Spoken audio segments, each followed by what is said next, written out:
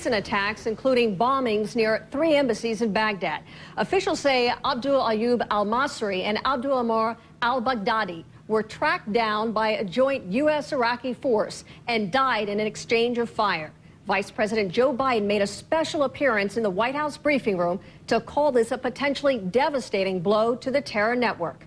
Let's get the details from CNN's Mohammed Jamjoom. He is live in Baghdad. And Mohammed, tell us about the details. How did this go down? Suzanne, the operation that killed the 2 most senior al-Qaeda in Iraq leaders happened early Sunday. According to U.S. and Iraqi officials, it was a nighttime raid that involved missile strikes and ground forces. Now, a lot of the information that was obtained in order to locate the safe house happened after the arrest of several al-Qaeda in Iraq senior leaders over the past few days. That's according to Iraqi and U.S. officials. Also, we learned that when the safe house was located, the 2 men were hiding in a hole within the house, and that's where their bodies were found after the strikes were conducted. Now, it's not just the U.S. military here that's heralding the importance of this operation and how much of a blow this is to al-Qaeda in Iraq. Also, Prime Minister Nouri al-Maliki gave a press conference earlier today in which he said this broke the backbone of al-Qaeda here. He also said that these joint strikes thwarted attempted attacks by al-Qaeda that were going to be carried out against churches in Baghdad in the next few days. Suzanne? And Mohammed, we heard from the vice president today in the briefing room, and he says, and I'm quoting here, that a U.S. soldier who was killed by supporting this assault, he mentioned him as a hero. Do we know anything about this individual? Suzanne, we initially heard about this death yesterday. There was a release from the U.S. military here that said a U.S. soldier had been killed in a helicopter crash and that 3 other U.S. soldiers were wounded in that crash on Sunday. Now, we checked on that again today. It was confirmed to us by a spokesman for the military here that that crash did indeed happen during the time of these operations against al-Qaeda in Iraq. But they said that right now an investigation is underway and no details yet were being released beyond that. Suzanne? Okay, thank you so much. Mohammed Jamjoom there in Baghdad. I want to get more on the potential impact of these deaths. Joining us now, CNN national security contributor Fran Townsend. And Fran, the U.S. sees this as a major blow to al-Qaeda in Iraq. But the Vice President, Biden, says it goes beyond that. I want you to take a listen. This action demonstrates the improved security strength and capacity of Iraqi security forces.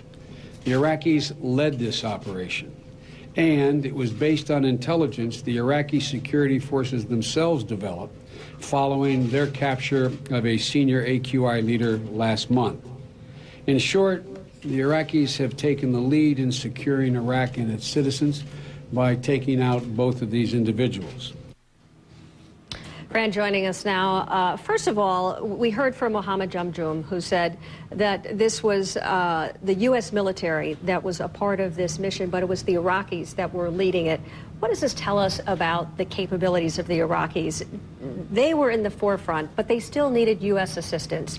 How do you assess how strong that military group is? Well, it's still a very good sign that the Iraqis were in the lead, but one of the most difficult things, Suzanne, is the ability to turn intelligence from raid to raid, to extract the intelligence from a raid, to turn it into operational leads, and then to follow it up with another operational activity.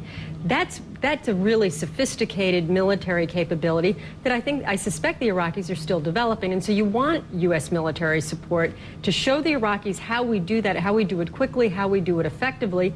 And clearly that's what happened here. They were able to turn it quickly based on the leads they were getting in prior raids. And so that's a good sign, frankly. Does this make it any easier to remove U.S. troops in a timely manner on the Obama administration's timetable? Or does it look like we could even pull U.S. troops out sooner? Well, I wouldn't say sooner, but I think that this is exactly the kind of activity you'd want to see. You'd want to see them making... Look, I think that Vice President Biden is absolutely correct. This is probably the most significant capture-kill operation since the killing of Zarqawi.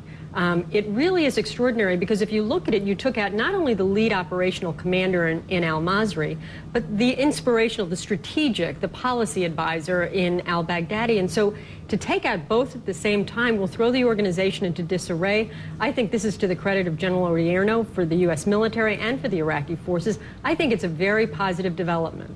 So we also understand that the U.S. troops, they found some communications between these 2 leaders who were killed and also potentially other al-Qaeda outside, including Osama bin Laden and his lieutenant Ayman al-Zawahiri.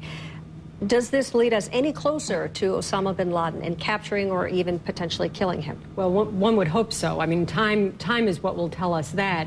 But what it does tell us is we are getting closer. You know, we've heard intelligence officials say they feel that we're closer to bin Laden. This is exactly the sort of tactical intelligence you would want.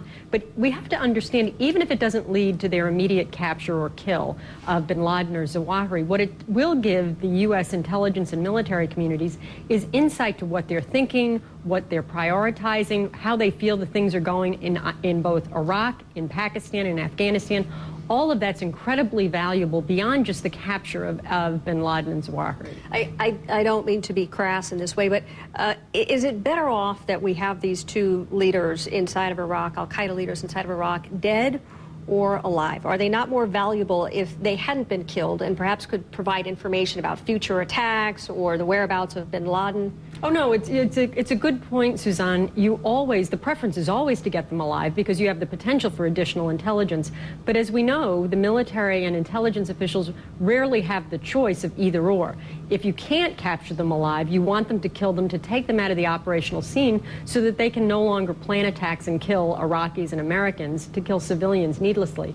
So if you've got the choice, you absolutely want to capture them. But if you don't, and you don't have the choice, better to kill them and take them out of the operational picture.